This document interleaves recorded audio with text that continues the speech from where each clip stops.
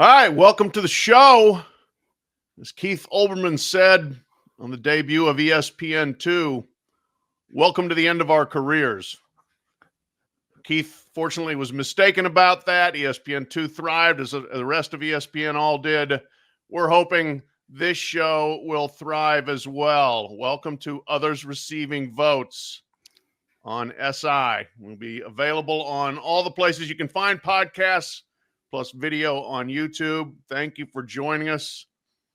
I will address podcast realignment in a minute with as much clarity as I can. But first, I want to talk about this podcast, and I want to introduce you to my colleagues on this show. I'm going to follow that up by asking each of them an existential question about how they got into this racket. First, I am thrilled that we have Gene Wojciechowski on board. Author of books, teacher of journalism classes at his alma mater, Tennessee, a longtime staple of ESPN Game Day. You certainly remember seeing his smiling face coming to you from campus locations across the country. But before that, he was also a hell of a daily sports writer. He helped popularize the written product at ESPN with the magazine and with .com, and he worked for a lot of major daily newspapers back in the day. Rumor has it that he was also a walk-on player at Tennessee in the leather helmet era. I did actually want to call this show 6-4, which is the score of the first college football game, Rutgers against Princeton, because I believe Gene covered that game. Gino, welcome to the show. Please tell me what drew you to this stupid sport and why you love it. Well, first of all, fellas, before we begin, I know we're kind of a refurbished podcast here, but I figure if Auburn can do it, we can do it. I'd like to announce for everyone that we have won 7 national championships as a podcast. So congratulations to the both of you on that. I was not raised in a college football family. We didn't follow a team. My dad was a career Air Force, so we lived on a series of Air Force bases in really small towns throughout the country.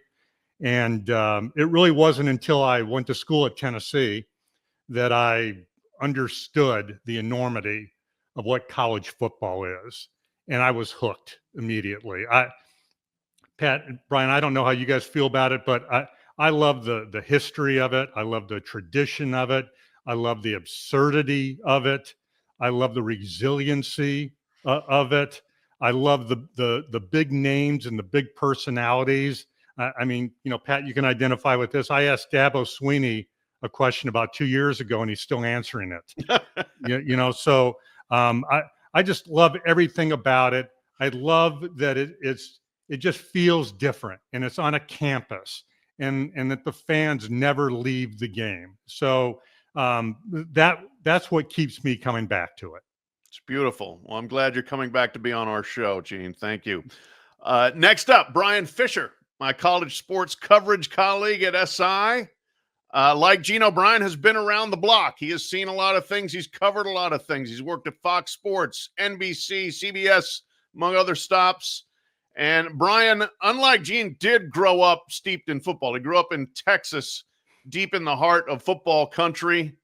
High school, college, and alas, I'm afraid he is also a Dallas Cowboys fan, but we won't throw him off the show just yet because of that. He's also a USC alum. Bryan, same question for you. What drew you to this super stupid sport, and why do you love it? Well, as you kind of alluded to, Pat, I was kind of born into it. I mean, you grow up in the state of Texas. There's no escaping football, whether it's on Tuesday or Wednesday night for some of the middle school games. You got certainly Thursday and Friday night going to JV varsity. You got Saturdays, of course, for college football, and then as you mentioned, which very good nostalgia play in terms of growing up in Dallas in the 80s and 90s, having this Netflix documentary of the Cowboys. Yeah. It was it was any day of the week. What was a football day there for a lot of us there in the state of Texas. And so the thing about college football that always drew me to it over kind of the pro and even a little bit of high school was honestly just not only the pageantry, but you were going to see something in every single game that you never seen before. Like that is the great thing about watching a lot of 18 to 24-year-olds, especially when it's a tight game and they're trying to close things out. Fumbles, crazy plays. Like there's nothing about college sports that is predictable, given the cohort that we are watching. And that to me was always the drawing factor. And, growing up in Texas and going to games at the Alamo Dome or going to games at College Station or Austin or certainly the Cotton Bowl, right in my backyard. I mean, there was nothing better than walking through the State Fair and going to the Red River game and just soaking that in. And even though I was pretty much the neutral in all of our parties, it was always special to soak up that atmosphere. And it's great to get across the country to see these regions of college football that are different and unique, but at the same time playing the same sport. It is a special thing, and that's why it's so fun entering now. I guess year 16, covering this sport nationally. It's crazy to think about some of the things you get to see, but I'm enjoying it, and I can't wait to cover it a little bit here on the podcast with you guys. Excellent. Yes, we're happy to have you. And you're 16. That makes you the youth movement here. So I'm definitely bringing down the average age here. So we need that. Thank you. Defossilize us a little bit. For me, it started with the 1970 Cotton Bowl, and it's frankly never stopped. So what got me then? My oldest brother is 12 years older now. Was looking at colleges, and he wanted to go to Notre Dame. So we started watching Notre Dame football games, and remember watching that game, and I remember like the family, I was the youngest, being excited because Notre Dame was winning and then being sad because Texas won, because James Street did what he did back then, which was find ways to pull out victories. But I was transfixed by the helmets and the uniforms and the formations and the marching bands, just the razzmatazz, all of the sensory bombardment that goes with football. And I loved that. And it became something that, I just was a daily habit of mine. I would open the Colorado Springs Sun, the competitor to Gene Wojciechowski's Denver Post, if you will, back in the days.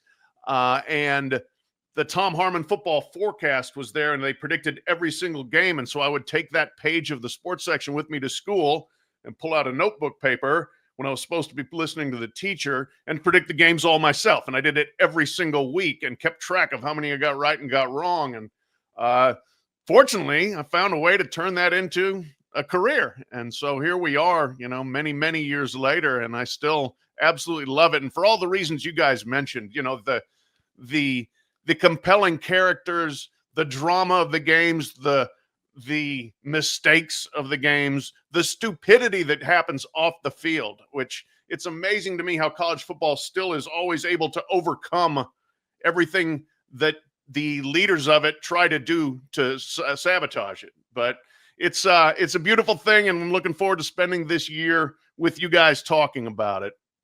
Now, I'm going to address podcast realignment real quickly here. We owe something to the loyal listeners of the previous podcast that I was on, who have peppered me with questions every single day through the spring and the summer. What's up with the pod? When's the pod coming back? What's going on? We love the fact that you guys listened and were as involved as you were, and I hope you'll listen to this show and give it a chance as well. First things first, this podcast was always going to happen in 2025. SI wanted to expand its audio and video table, and so this was part of that, and I was going to do another podcast plus this podcast maybe, if it all worked out, but this was going to be something that was going to happen all along. Yahoo Sports Podcast is in great hands. My colleague there, Ross Dellinger and Andy Staples, two talented guys, longtime friends. They will continue to do a great job there. I was offered a very nice offer to go and do that with them and return to writing for Yahoo. But Sports Illustrated has been a place I've loved to work, and they gave me many good reasons to stay. So I'm really pleased to keep going with SI while Yahoo does its thing, and they'll do it well. As for the other guy, most of you know as Dan Wetzel, is at ESPN. This is going to be my first football season since 2010, not working with Dan. Sad about that, but happy for him and what he's able to do there. He is not the Yoko Ono in this situation, although I did laugh when people called him that for breaking up the band. And I think all mockery that Dan gets, he deserves.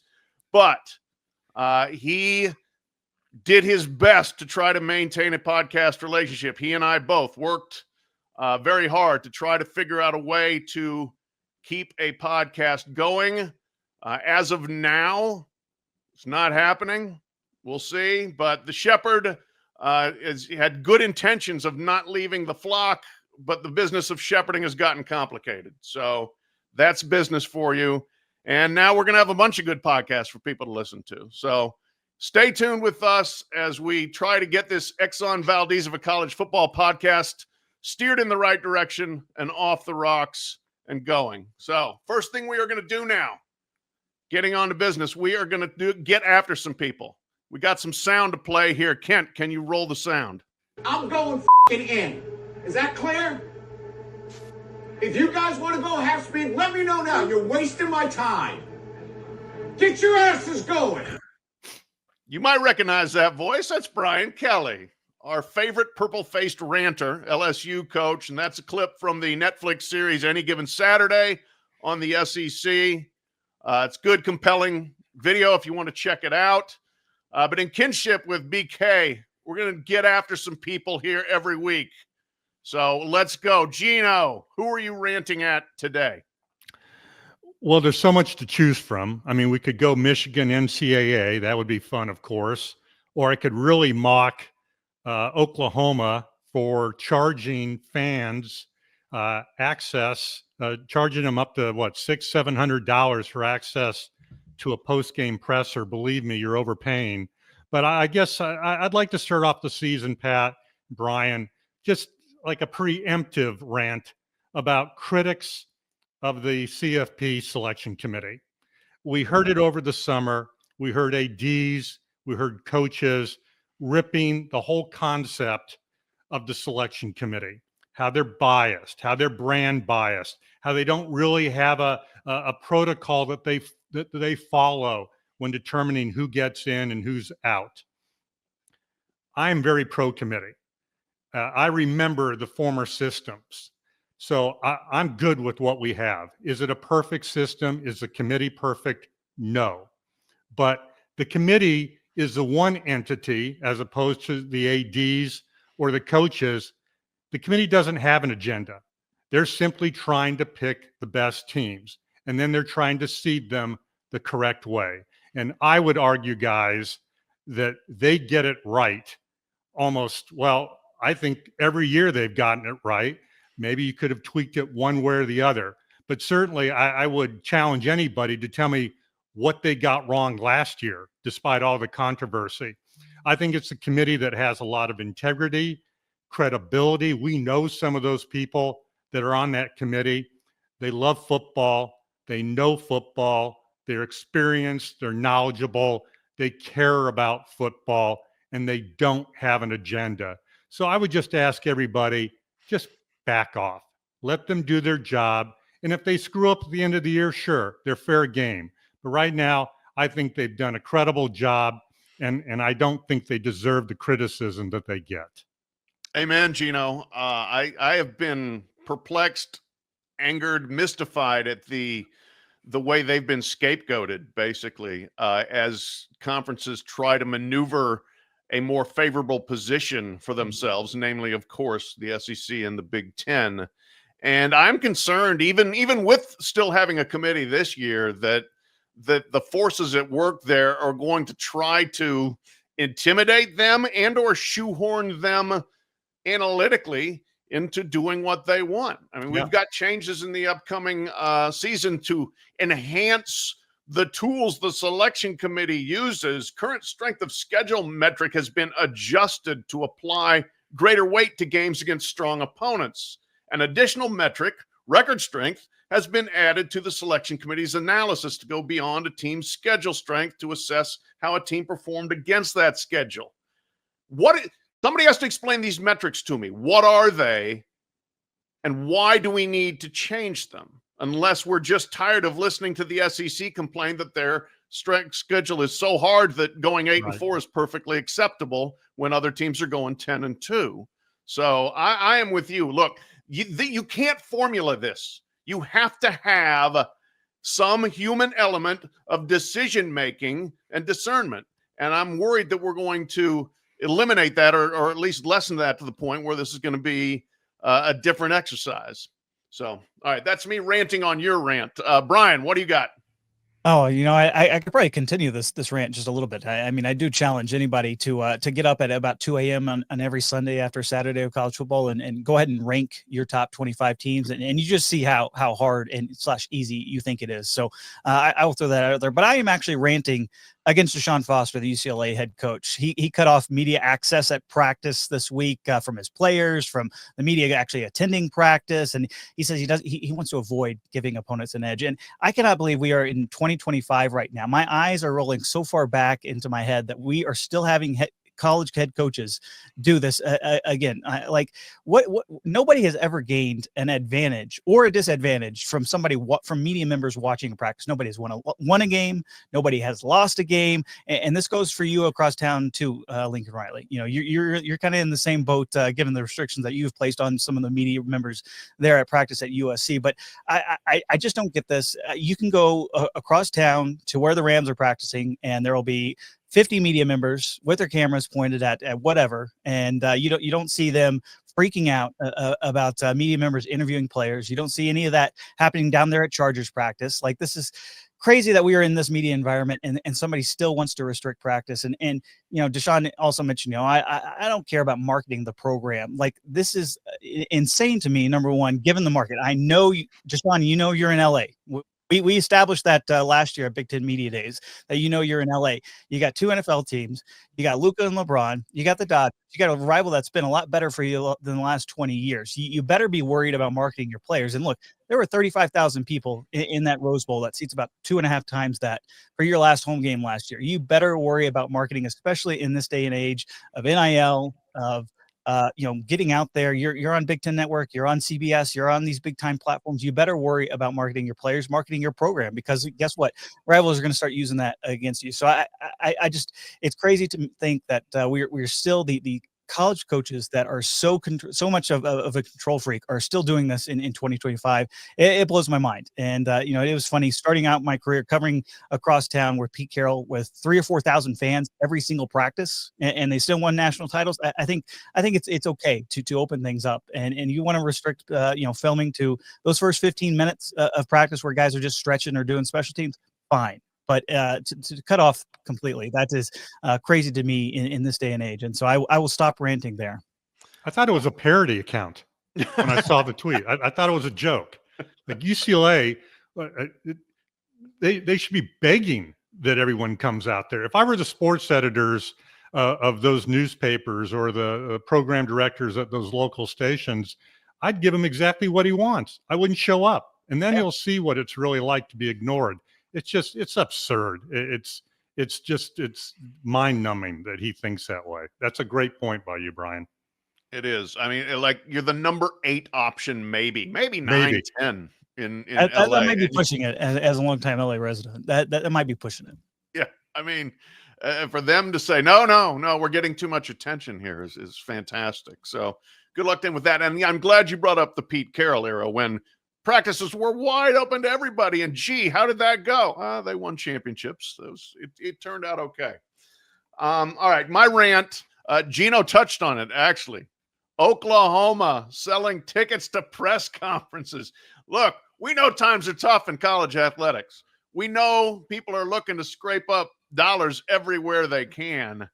And apparently they're going to get them. $692.11 for 2 seats at the Michigan postgame press conference, $576.86 for the SEC opener after the Auburn game. I don't know where they come up with the 11 cents and the 86 cents there, but yeah, it's a nice touch. But I'm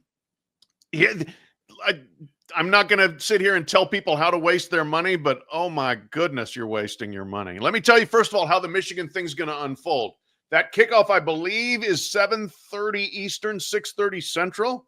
So 6:30 Norman time. It won't be. It'll be 6:45. It'll be 15 minutes later. The game will end at roughly, give 3 hours and 15 minutes. So let's say it's going to end at 10 o'clock. And if Brent Venables is anything like Dabo Sweeney, who Gino mentioned, he's not showing up at the podium for 45 minutes to an hour after that game. So now we're talking 11 o'clock, and you're going to wait around after that. If your team has won, you're going to be like, hey, let's go celebrate. Or if you've lost, like, oh, let's get out of here. Let's get out of town. Let's go back to Oklahoma City or Enid or wherever the heck you're from. But no, if you're going to stick around for that, and then here's going to be the questions and answers. Coach, how do you think John Mateer looked today? Well, John did some good things. Got some things we got to clean up. We'll look at the tape tomorrow, and we'll figure that out. Coach, how about the defense? Defense was great. Really kept us in the game. Got some things we need to clean up there too as well, but we'll look at that. Coach, blocking, offensive line, strong in some areas, struggled a little bit in pass protection, but work in progress. And that's what you're going to get. Congratulations for your $700. It's not that exciting. I promise you. I promise. I wish our jobs were more exciting, but they're not. So good luck to those folks that are going to spend $700 to watch a post-game press conference at 11 p.m. after the excitement is worn off of the game. And that's actually when we go to work. So, all right, that's our rants for the week, although there's probably going to be some more ranting coming up here because we get into some other topics, starting with this one. Oh, boy. The Big Ten has proposed a 28-team playoff. And this is like first it was 16, and it's like we're doubling down on bad. We're taking a bad idea. We're going to see exactly how much worse we can get with it. And so Tony Petitti and his conference have talked to people internally and externally about maybe expanding to 28.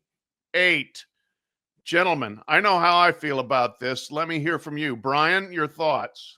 Again, going back to my earlier point, have you tried to rank teams on a Saturday of trying to split, kind of split the baby, if you will, in terms of like who is better, Iowa or Illinois, when they've both played a field goal game or that has come down to the wire? Like the thing about this, it doesn't feel like anybody is at all connected to the sport of college football when you're suggesting these. Like it's one of those brainstorm ideas that you get if the college kids were, maybe it's a Friday night, they've had a few of your favorite beverage, and they're suggesting like, wouldn't it be cool? Like this might be straight out of the mind of Mike Leach almost. Like, yeah, let's go bigger. Let's go bigger. Let's do it. Like I cannot fathom it. I definitely understand why this proposal was leaked as quickly as it was, and the reaction has been probably pretty predictable in terms of everything. But I think this just reconfirms that we are probably going to be sticking around with 12 teams this season moving forward, because nobody wants this. I have yet to meet a true stakeholder that wants that Iowa team out there that is 7-4, that is like closing in. And this does not enhance the regular season one iota. Like that to me is the thing that everybody keeps saying, oh, this will be great, we'll have better non-conference games. No, it doesn't matter. If those games don't matter, then this proposal doesn't matter. So like, get off of this. Let's go back to 12. Let's reboot the system, if you will. And for Tony Petitti, like this is actually making him look worse than he did a month ago at Big Ten Media Days when he got up there and started insisting on saying, hey, no, this proposal is what's good for college football, because it is not anywhere near good enough for college football. So you think it was leaked to squash it, basically? Oh, absolutely. Like I have no doubt about that. And frankly, that's good. Like go ahead. If you have a stupid idea, go ahead and put it out there and see what the reaction is. And this trial balloon has not gone the way of the Big Ten. And I don't think anybody is excited to see this idea circulate some more at this point. Gino, you fired up for the great 28?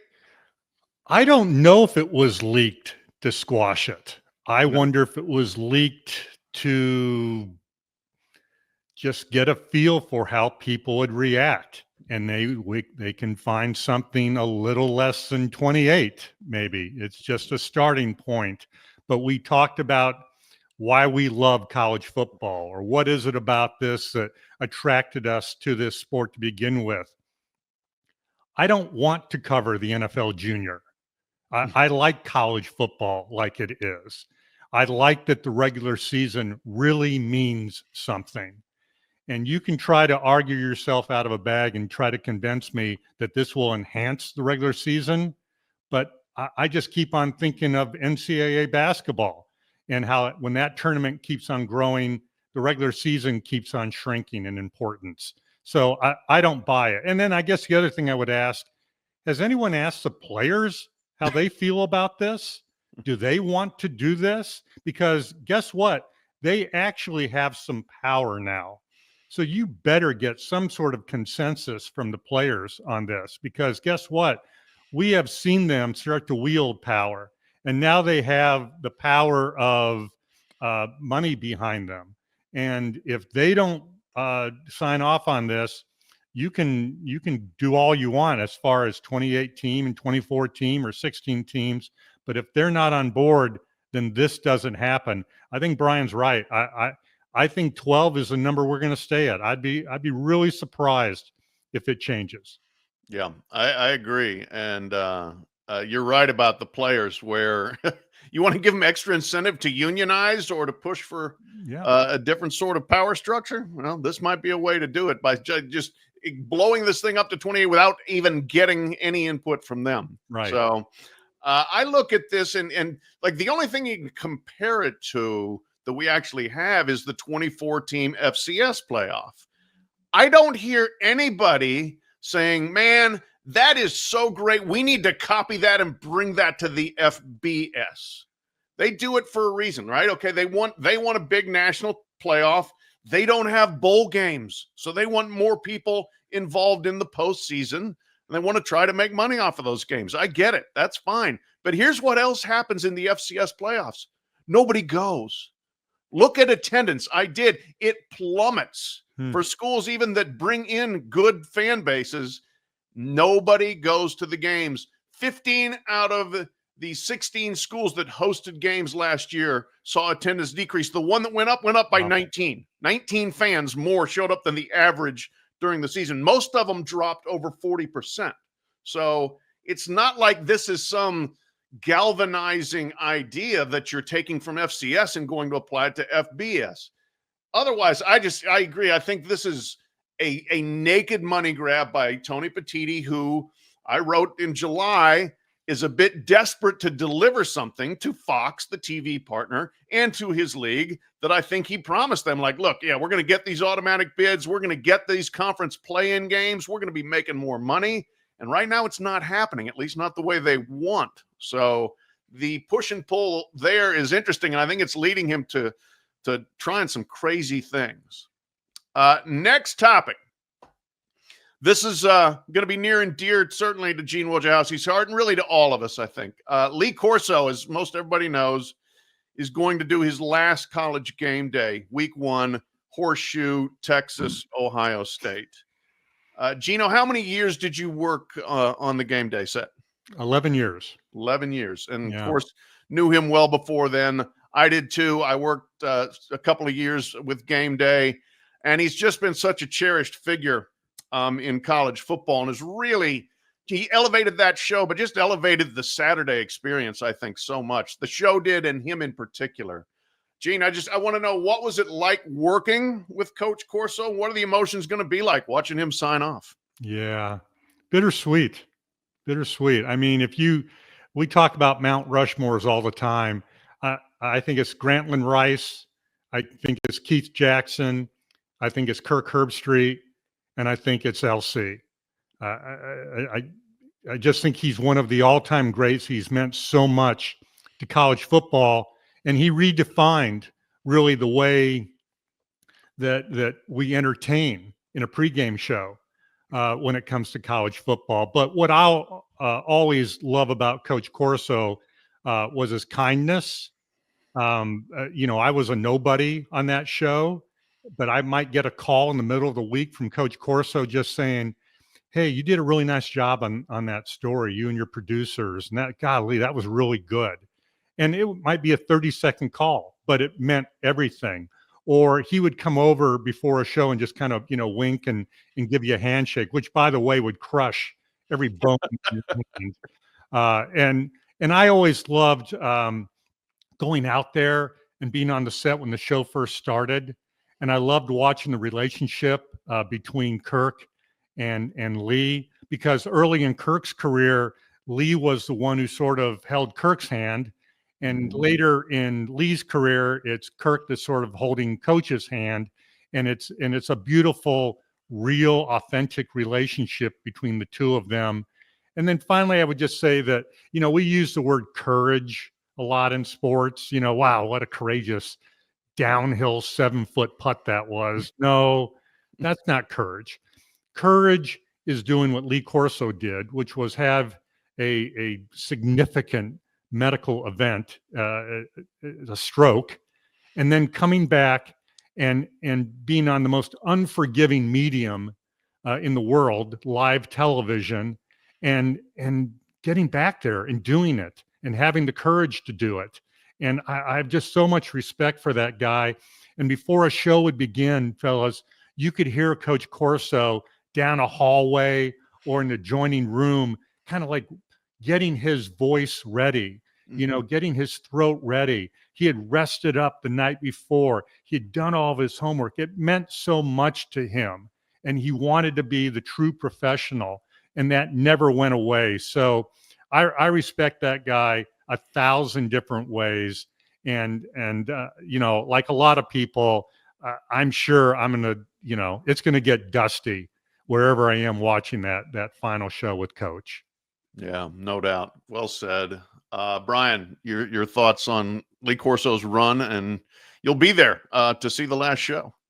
Yeah, I mean, Gino kind of mentioned it a little bit, just how nice Lee is. I first met him probably back in 2008, I would say, just was back, in the back of the room, watching game day, happen, for one of the shows and being basically a PA, and the warmth that you got from Lee, to everybody in that room, on a constant basis, definitely stuck out in my mind. And I think he's honestly kind of been the soul of college football. Everybody, any segment that you would have on issues off the field related to the playoff, whatever it might be, that was kind of about the sport itself. There would be great points, around the desk with Kirk and Dez and all those guys. But, it would go over to Lee, and maybe in one line or two, he would sum up why this was good or bad for the game. And that was, and he was always spot on.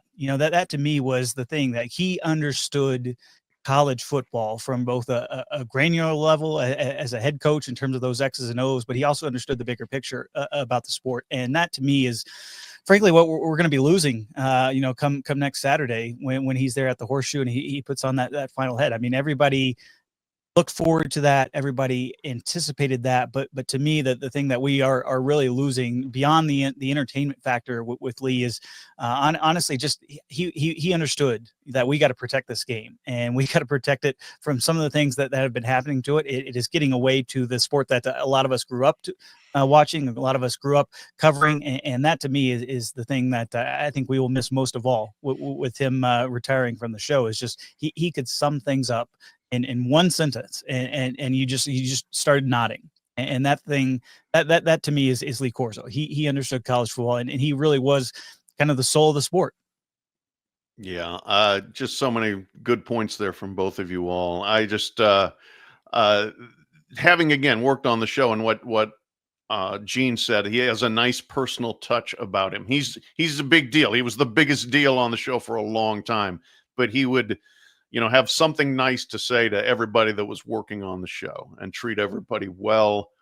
And the relationship between he and Kirk is genuine and quite touching. I agree. And I got to give credit to ESPN for the way it has taken care of Lee to a degree after his stroke, and kept him on the show, and kept Dick Vitale through his medical issues. These are the two people that did as much as anybody to make ESPN what it is, and the network hasn't forgotten them and has kind of shepherded them through, and I think it's been fantastic. So hats off to Lee Corso. I hope he has a wonderful retirement, but we will miss seeing him grab that headgear. Next topic. All right, SI, we put out 8 different brackets. Everybody loves brackets. We don't love a 28-team bracket, but we put out a lot of 12-team brackets and one 16-team bracket in our preview edition and in the magazine. Yes, there's still a magazine. Buy the magazine. Keep us employed, please. All kinds of brackets, from what we think may actually happen this season on down the line, through some really silly stuff. But my favorite one in the silly stuff was the drunkest fan base bracket. I believe we had to term that a little bit more politely, something like most spirited tailgate atmosphere. But let's be real, it was actually drunkest fan base bracket. LSU won over Wisconsin, but you can see the whole thing online now, si.com.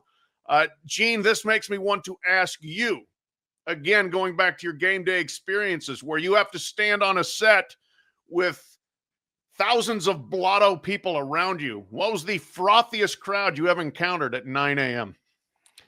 It was actually 6 a.m. with the time difference. Washington State, Pullman had been waiting for years and years and years for game day to come there, and it was extraordinary. I mean, remember, the show starts at 9 Eastern, 6 Pacific. I mean, it was pitch black, and those people had been there for hours and hours, and it was incredible. I mean, James Madison was amazing. Fargo was nuts. Beale Street for Memphis was bonkers. But in my mind, nothing matched the enthusiasm level at Wazoo. I loved it, and I thought it was incredible. I did, and I loved your all's brackets, by the way. I immediately ruled out Michigan State because I got my car keyed there. That cost me like $2,000 to get my car repainted. So Michigan State, you're dead to me. And I would just add, and I know it's only one game, okay, but I was a little surprised not to see Army/Navy in that bracket, because if you've ever been to that game, I mean, they got tanks there. They got generals and admirals and soldiers and all sorts of guns that I would never want to be on the working end of. It's an incredible environment. Donkeys and goats. I might have put that in your bracket someplace, but otherwise, very clever and ingenious by you guys. Yeah, I have to say, the Palouse, they do get after it, and they do, man. The ones that you named, are all places where game day comes once. It's not fine. They get after it in Columbus and Ann Arbor and Norman and Tuscaloosa too, but they're used to it there, and so those places when game day shows up one time, it is a big old deal. Bryan, brackets that we did, what'd you like? What was your favorite one? Well, you mentioned the LSU one. I mean, I think everybody understands that a night game at Tiger Stadium, the air is there's a hint of bourbon, if not a few other flavors that you can probably get a contact high as well. I mean, like that to me is the other thing. I was at the LSU Alabama game last year, and obviously Alabama just crushed LSU and sent them streaming from the X. So actually, after the game, might have been where those fans probably earned that keep a little bit more. But I love the brackets because it was a chance to explore, like Gino mentioned, like putting Navy in there. Like if Blake Horvath goes off and you get Navy as a surprise group of 5 team, what the impact of that was. Tulane thrown in there. So like it was a fun exercise for me just to kind of imagine things. I mean, in what world does Texas A&M actually live up to expectations and win a national title? Like we had them in one of those brackets. So it's been fun. It was definitely I was a little skeptical, when the bosses first kind of present us this idea of like, here's how we're going to do our preview this year. But it was kind of fun to go through it and see the potential options. And I think, Pat, you mentioned, I think we had what a third of the FBS that ended up making some form of one of those brackets. Yeah, we name checked 45 programs in there. So it's we covered a lot of ground. Be sure to check them out, si.com, and register your outrage with us accordingly. Well, hey, Pat, can I interrupt you for 1 second? And maybe you'll remember this. Back in the day, we would have these computers where this is going to boggle people's minds who are, 20, 25, 30, 35. But we used to have to put the phones into couplers on our computers and send our stories. And it was so loud at LSU one time, it kept on interrupting the signal. I literally had to lay on top of my computer on the floor at the LSU press box to basically muffle the sound of the LSU crowd and band after the game. And going down the stands afterwards, I almost killed myself about 20 different times stepping on bourbon bottles on those stands. So there is no place like LSU on a night game. There is Not even not. close. No, it is truly its own creation and its own level of intensity and noise, as you said. That's so yeah, the old what were the acoustic couplers, the either the Trash 80, the Radio Shack, or before that the Porta Bubble. Yes. Remember where you literally stuck a phone into these things and it transmitted your story by bits into some computer. Man, we have come a long way since then, and I'm glad that we have. Good Lord. All right, this is preseason, right? So what do we have to do? We've got to make predictions, and we're going to try to get those out of the way this week because we want to talk more about the games next week because we got just a bonkers first week. So we're going to get some of our season predictions out of the way here, kind of a rapid fire round if we can. We're going to start with this. First coach fired and when? Gene, do you got one? He's already been fired. Or he's already been dismissed. Frank Reich at Stanford. We know he's a one and done. All right, fair enough. I would suggest if I were Hugh Freeze at Auburn, I would get off to a very quick start this season because on October 4th, that's a bye week. And if it doesn't go well at Auburn, who knows what they might do during that bye week. Bryan. Well, I would echo the Hugh Freeze sentiment. I mean, you mentioned the press conferences earlier and selling the access to the fans. There might be some Auburn fans if that game at Oklahoma that might want to get into that press conference and shout a few things at Hugh. The thing is, like, it is different nowadays firing a guy midseason because of the portal and that whole aspect. Like, ADs are a little bit more conscious of keeping a guy around, but also conducting their search behind the scenes. There's going to be a lot more of that this year, especially given the turnover that we're going to see in the SEC. I throw out Arkansas. Obviously, everybody knows the Bobby Petrino factor there with Sam Pittman. I think that is a very real thing there in terms of guys wanting and boosters especially wanting to see what Bobby can maybe do with this team down the stretch if certainly Sam Pittman dips below 500 and his buyout is manageable. But I will throw Brent Pry out there as a potential under the radar guy to get fired and get the early trigger. Starts with South Carolina on a Sunday, so all eyes will be on that game in Atlanta. Then Vandy, Old Dominion at home. We know what happens when Virginia Tech loses to Old Dominion at home. Typically, that puts you right firmly on the hot seat. So, Whit Babcock, we already know the money troubles. He's trying to pass the hat around there in Blacksburg for more money for the program. So this could be a potential issue if Brent Pry gets off to a slow start there. All right, we covered some pretty good ground there. I'll throw in one more Brent Brennan at Arizona. Barely made it out of last year. Yeah. And I think there will be a short leash from Desiree Reed-Francois, the athletic director there this season. As Bryan noted, early firings aren't as much in vogue because you're trying to keep your roster together, but that doesn't mean that movements aren't underway to get different coaches. All right. The top 25s are out. And as always, somebody's going to flop who's in the top 10. We don't know who, but we're going to try to guess. Gene, do you have a guess? Do you have a top 25 team that you think is not going to have as good a season as they're currently billed to have? I'm going to argue none of the top 10 teams are going to flop. I just don't see it. Maybe I'll be wrong, but I would take the elevator 3 flights down to where South Carolina is at number 13.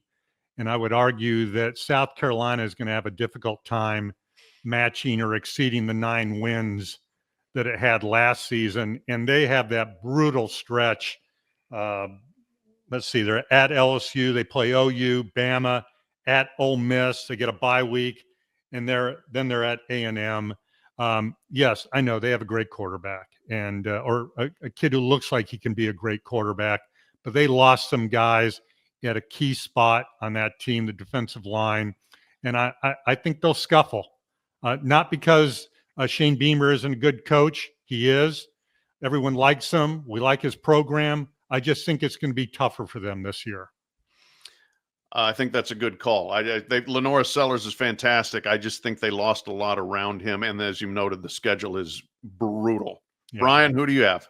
That is definitely a good shot with Gamecocks. And it seems like typically when they have a good season, they follow it up by a down year, and then they have another good season, and it kind of, yo-yos back and forth. So South Carolina, definitely a good shout, especially against that schedule. I'll go with the team right ahead of them if we're allowed to cheat on the question a little bit with Illinois. I mean, look, they won so many close games last year, and yes, they have probably more starters returning than just about all but maybe one or two teams in the country at this point. But that game against Duke early in the season, that is a tricky one, especially with Duke upgrading at quarterback. I think that could be a tricky one. They play Indiana early in the season. Like, you could be talking about maybe even a 2-2 start there for the Illini. I do think that Brett Bielema has the program pointed in the right direction, but Illinois fans are going to be kind of in the same boat, bracing almost for the regression from this team, given how many close games they played. I mean, trying to pull out games against Purdue last year. Like, you won it, sure, but at the end of the day, maybe that doesn't really make Illinois that type of team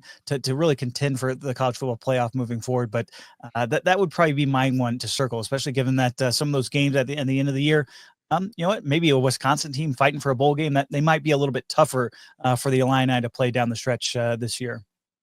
I got to talk to my producer, Kent, here. We're not coachable. We are not coachable. I say top 10. I get 12 and 13 here. So this is what I'm dealing with. I'm going to give you a top 10 team. All right.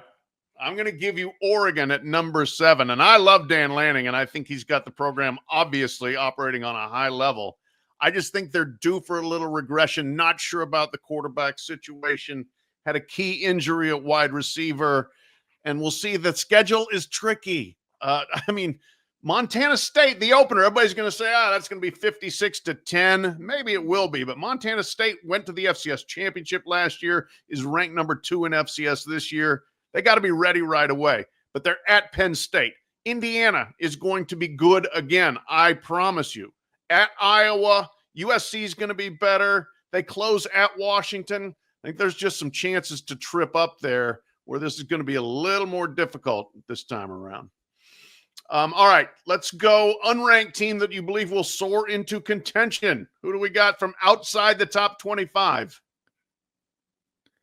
Well, I'll go first. It's a coin flip for me between Utah and USC. And I'm going to go with USC, partly, fellows, because I don't think Lincoln Riley has forgotten how to coach. I think the defense will be better. I don't think you look at their schedule, they don't have Penn State, they don't have Ohio State, they get Michigan at home. I just think it's time. I just cannot simply believe that program and that head coach have been as mediocre or bad as they've been. I just think this is a year that they start to truly put it together. We'll see, because USC is definitely contending more for 2026 than they are to 2025. But I'll take the flip side of that coin and go with Utah. I think the Utes, we know they're going to be good on defense. And look, Kyle Whittingham has that unit playing well. We know they're going to reload up front. That's probably the biggest question mark in terms of kind of where those spots are that they need guys to step up. It's probably going to be up front. Well, we know there's always some defensive linemen that they kind of shake loose for a tree there in Salt Lake City. So I would go with Utah, just, having a new offense coming in, Devin Dampier, the reports there out of camp are he's performing as expected. I just think they played, but, with one arm tied behind their back last season for so often, like every single game. I mean, when you're down to your 5th string walk-on quarterback, like you're not going to win a whole lot of games, and to even win as many as they did, I think was probably a testament to some of the coaching abilities on that staff, especially defensively. So I will go with the Utes. Yes, we know every game in the Big 12 itself is a bit of a coin flip, but I think that is his team. Everybody thought they were going to contend for the conference last year. Maybe it's this year that ultimately that ends up coming to fruition. It's hard to see Kyle Whittingham having another really disappointing season. So I like both you guys' selections there. I'm going to go largely schedule related with my pick and take Missouri. 6 straight. Bias. We're gonna put the bias one out there right there. Trust me, Stunner. It's my alma mater. I have killed them as much as any alum ever has. So I will stand on that. And they gave you an award last year too, Yeah, true. But that just happened. That's incidental contact. This is schedule related. 6 straight home games to start.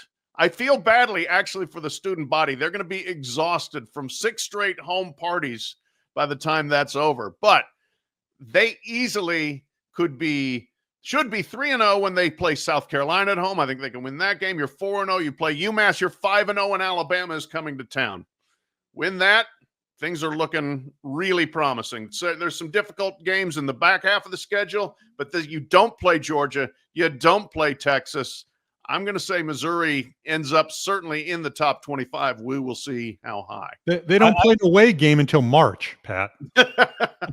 Basically. Amazing. I'm surprised that you didn't go right there in your backyard with Louisville. Like that would have been another team that I think you could probably say fits the criteria. Number one, playing on the ACC. Yes, they got to play Miami. You got SMU at the end of the year, but if you're going to play the schedule game, you probably only got 3 really truly tough games there for Louisville. Like 8-4 might be the floor, and that probably gets you in the top 25 by the end of the year if you're the Cardinals. Yeah, I'd be surprised if they're worse than 9-3. So I'm looking forward to seeing them play. I think they're going to score a lot of points. All right, let's go real quick here. Give me the conference champion and the surprise team in each of the Power 4 conferences. We're going to start with the ACC. Bryan, what do you got?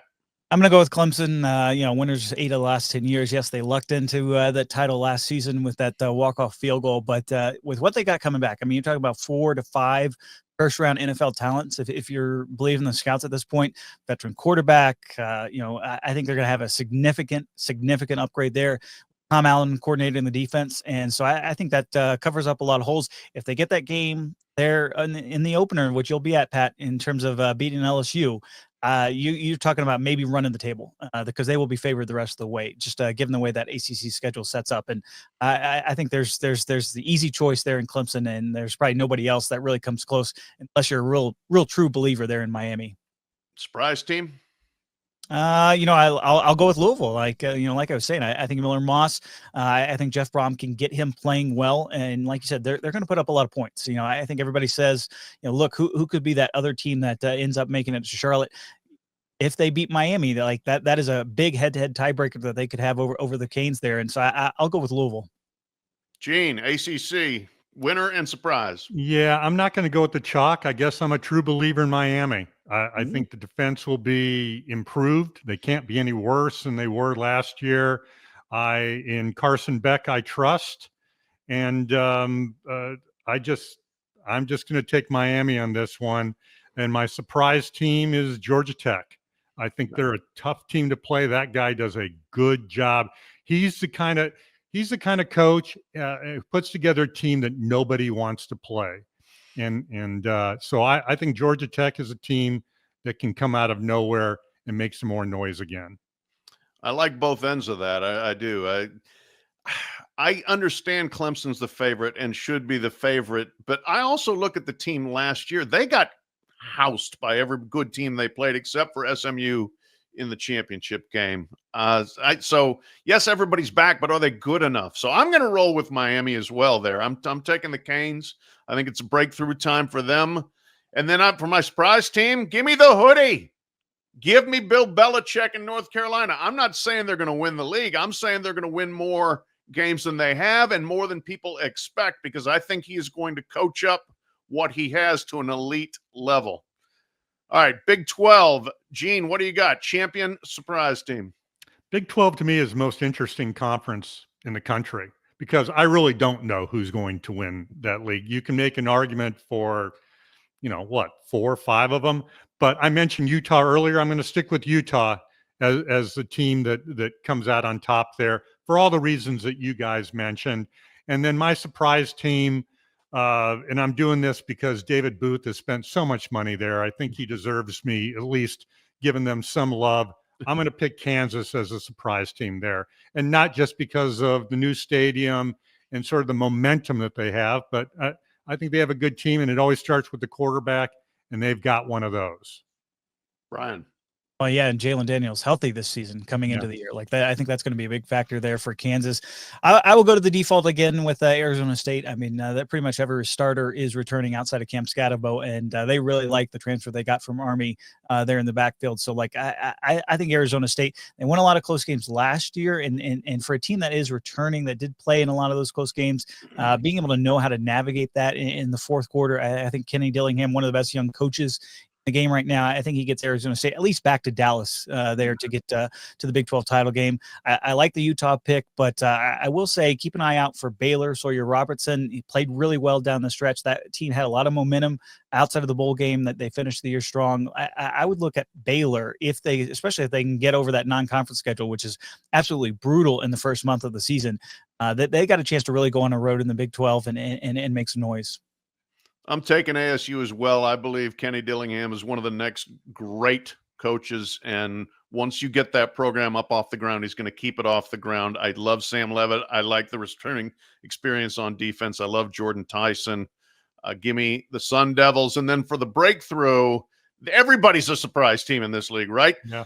I'm going with Texas Tech. Let's see it, man. They've spent $9 gazillion on this roster.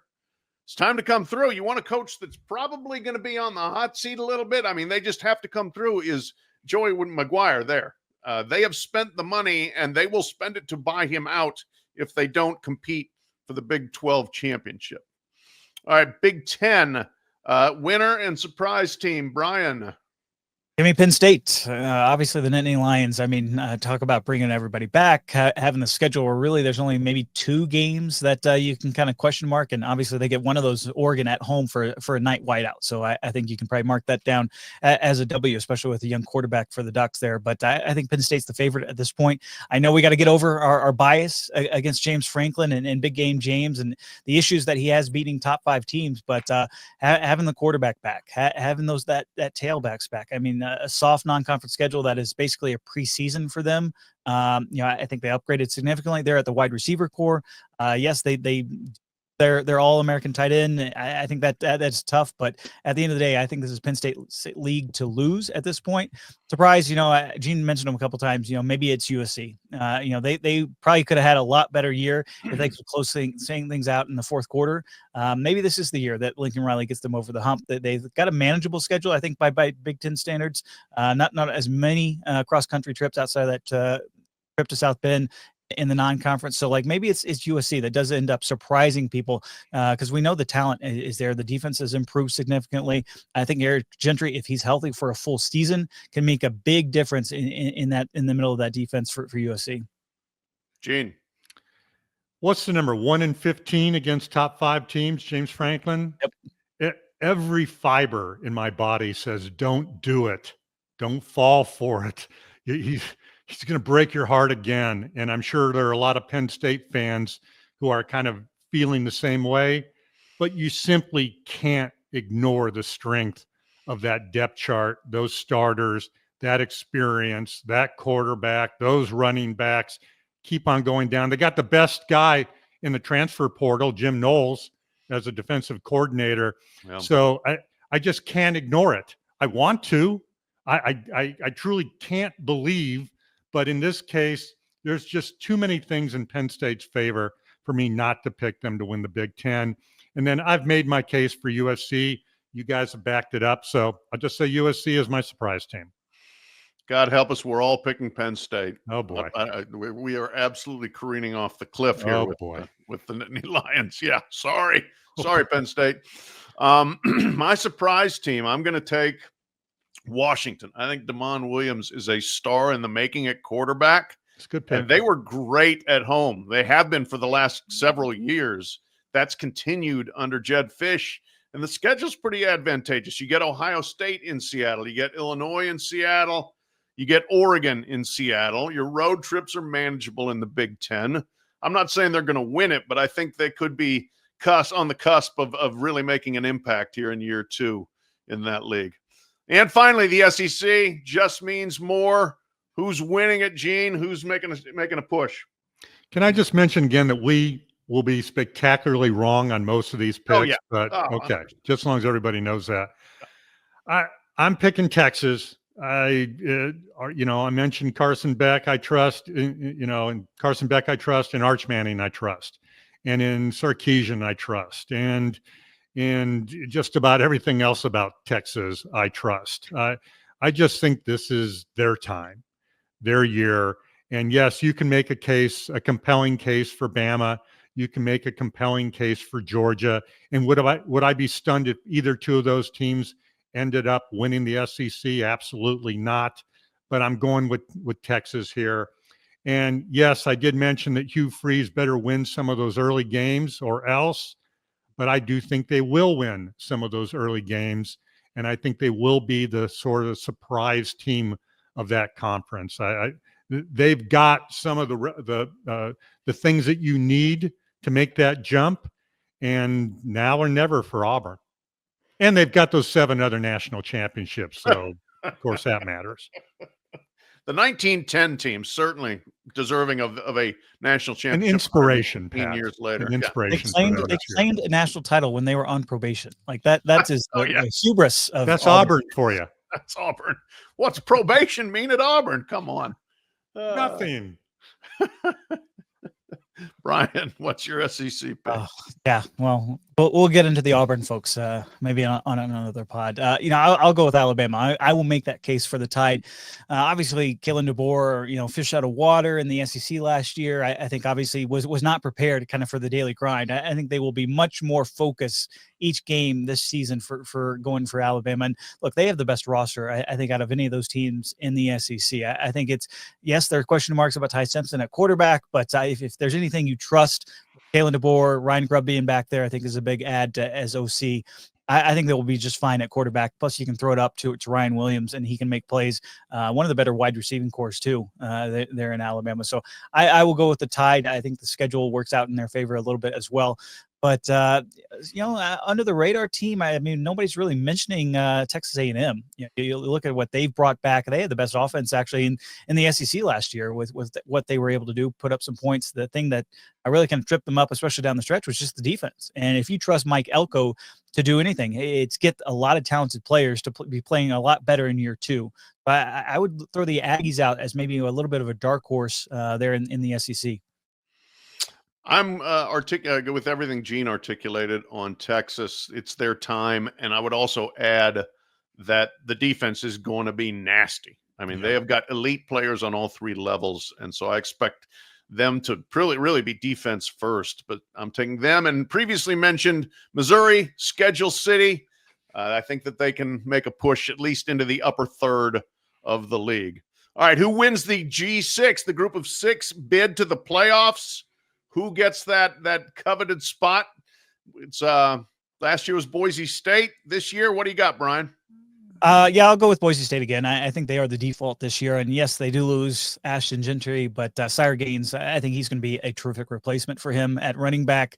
Got Maddox Baxton back. And look, the schedule is a little bit more difficult this year. I mean, that opener against UCF in Tampa, first week of the season, we know how hot and humid it can get. It's a little trickier than I think expected, but Boise State, easily the class of the Mountain West. I think that's probably the biggest saving grace. You look at those teams in the American, given that they have to play each other, like it's going to be difficult if you're UTSA, if you're Tulane, if you're some of those other schools. I think just schedule-wise, it's going to shape up well for Boise State, even if they maybe lose 1 or 2 games. Like they still probably get that group of 5 team. And I will throw Navy out there as, Blake Horvath is back. They've got a manageable schedule. We might have a tricky situation there with the selection committee, given where the Army-Navy game is happening after Selection Sunday. Navy could make a run. I think they have what it takes with what they've got coming back. Saw them make a big step last year. They could be just as good, if not better, this year. Gene?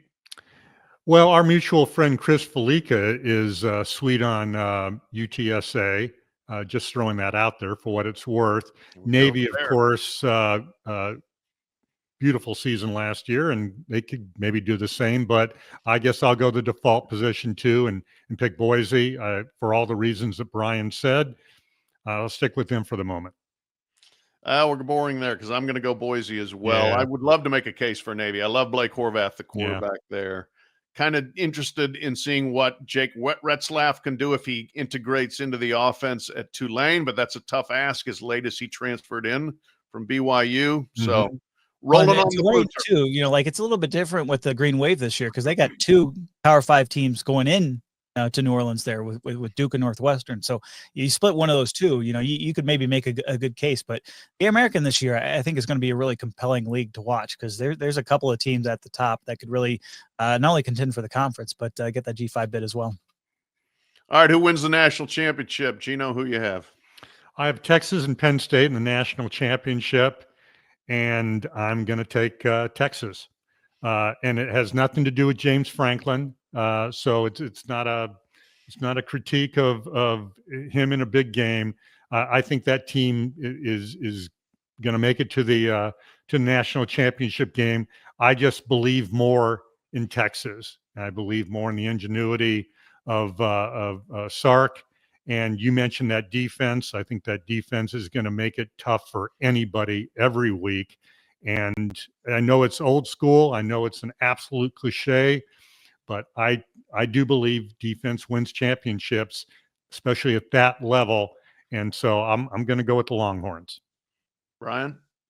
I will go the opposite. I will go Penn State over Texas. How come we're always we're questioning James Franklin? We do not question, I think, Steve Sarkisian as much. I mean, big stage there in the SEC title game. They come up short. A lot of red zone issues there for Texas last year. I think that definitely needs to get cleaned up. I know everybody's focused in on Arch Mania and everything happening there at Texas, but I think Penn State, look, the last two national titles that are won in the Big Ten. What do they do? A lot of returning guys, supplemented through the transfer portal, guys that had came close the year before. I mean, it's checking off every single box there with Penn State. I think with what happened last year, especially in the semifinals, that's going to be their driving factor. Every time Penn State goes up against an overmatched opponent, James Franklin's going to bring up that game. He's going to start showing that pass every single team meeting in terms of how that ended there in Miami. And I think they not only get back there to Miami Gardens, but they end up hoisting the trophy as well. Well, I would be welcoming to a Arch Manning versus Penn State finally trying to win a championship storyline. I'm sure everybody would handle it very calmly if Arch Manning leads Texas to the national championship in his first year as a college starter. Good Lord. I'm going with Penn State for the reasons Bryan largely laid out there. I think they have the best team. They just have to get over that hump. Eventually, Phil Mickelson had to go from the best guy to never win a major to winning majors. I think James Franklin is in that point of his career. He's ready to do it. I'm going with the Nits. All right, a couple more things we got to get to here. We're going to do a pick contest, give you guys something to truly mock and laugh at here. We're going to call it Winners and Steak Dinners, the tired old title, Race for the Case, the Wired title, Winners and Steak Dinners. The winner between the three of us will have a steak dinner paid for him at the national championship. Week 0, we're only picking one game. Kent, can you please roll our intro music for this game? Hooray! We love it in the city of A. Hooray! We love it in A. Oh, yeah. Oh, yeah. That song's never going away. Count on it. That's Pat actually singing it, by the way. I'm glad you got that in the divorce, Pat. The tap water in Ames. Can't beat it. We all know. Delicious. I'm sure they have great tap water in Manhattan, Kansas as well. And that's the game here. Farmageddon in Ireland. Kansas State is giving 3.5 to the Cyclones. Mike Kloss from the Cedar Rapids Gazette wrote a great column that, the Big Ten and the SEC have done everything they can to monopolize the season in the sport in general. But on week 0, this is a Big 12 showcase. Farmageddon, Kansas State, Iowa State. Who do you have against the spread? Gene Wojciechowski, 3.5 points. I think this is going to be a great game, by the way. I don't know. Matt Campbell and Iowa State with 3.5 points. Thank you, sir. May I have another? I mean, I'll take that all day. Give me the 3.5 points. I like the Cyclones. There we go. Love that it's farm ogated. It's like they've changed it to suit the locale for this one. I think I will go with Kansas State. I think Avery Johnson makes a big jump this year at quarterback for the Wildcats. I think the consistency there in the Little Apple gets the job done over in Ireland. And look, Iowa State, Matt Campbell's teams typically have started slow, especially the last couple of years. I think that kind of gets held against them. I do love Rocco Becht. I love everybody, but give me Kansas State on this one. I think this is enough of a toss-up that you just give me the team that's getting the points, and especially if it's more than a field goal, I'm rolling with Iowa State there. Hooray. We love it in Ames. All right, last thing. We've got to discuss this from Texas Football Life Twitter account. Hopefully this is accurate. I have no idea. I didn't take the time to look. but they have the most unique course offered at every Texas FCS school. And I want to know which, oh, wait, actually we want the FBS list. Let me find that here. Hang on one second. I've got FCS. We want FBS because these are even better. Which course, guys, would you rush to take? Where would you enroll just to take this course? I'm going to run through them real quick. Rice, Understanding the U.S. Through Baseball. Texas, Arguing the End of the World. North Texas, Science, Skepticism, and Weird Behavior. SMU, How to Build a Time Machine. Houston, Beer Appreciation. Baylor, Religion and Sport. TCU, Beyonce and Intersectionality. UTSA, Mariachi Ensemble. Texas A&M, Texas Barbecue. Texas State, From Jay-Z to Kendrick Lamar, Politics, Power, and the Identity in Hip-Hop Literature. Texas Tech, The Zombie in Media and Popular Culture. What's the Sam Houston? Podcasting. Let's see if they can do better than us. They probably can. Probably, yes. Yeah. And UTEP, Regional Mexican Music. All right, guys, what do you most want to take out of that? Give me one, Gene. You know, barbecue has a lot of appeal to me, but Arguing the End of the World, but only if REM and the Minister of Culture, Matthew McConaughey, they're the instructors on the class. Then I'm all in on Arguing the End of the World. I would sign up for that. Yeah. Brian. You know, college is all about learning, so I'm definitely going to go with the Texas Barbecue there in College Station. That class, I think that could pay off. You know, if you know the science behind how you make sure that marinade gets into those ribs, and I know Pat, you're a big green egg guy. Like, you know, knowing that temperatures and all the settings that you need to really produce some good Texas barbecue. Plus, like the field trips on that class, especially there around College Station, where you can get up to Lockhart and some of those other places. I think I would definitely go with that class. Although close call with beer appreciation there at Houston. Yeah, there's many fine choices here, and I like both of you guys there. I am very tempted to go with The Zombie in Media and Popular Culture. I want to see the other people that are taking that class. Maybe I don't. Or maybe not. Yeah, no, maybe not. But look, I got to be on brand. I got to be true to myself. I am taking beer appreciation at Houston and enjoying that classwork immensely and the field trips therein. So, all right, that's our podcast. That's our show. Look for us wherever you can find podcasts, Spotify, where else? Oh, Apple.